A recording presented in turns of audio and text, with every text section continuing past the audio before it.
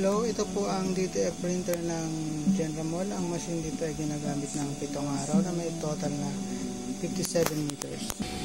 Ito po ang printer head. Ito naman ang copying area. Mag-head clean tayo. Pindutin natin ang strong heads. Tignan natin kung naglalapat yung head tsaka yung copying.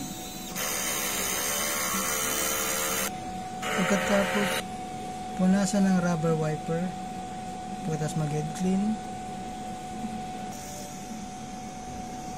nozzle check result, colored, white, goods, ink system, tama lang. Waste tank nilinis kahapon, April 20, ABR, ground wire. Andito po yung mga stock natin. Ito naman yung mga used na consumable. Dito sa taas yung mga unused natin na mga ink at saka powder, cleaning solution. Dito sa baba yung mga detail film natin na mga unused. Yung stock natin ay sapat lang. Daily output.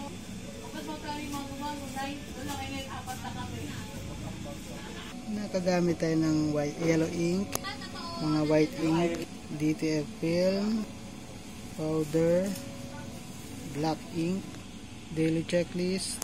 Ito naman yung ating weekly monitoring.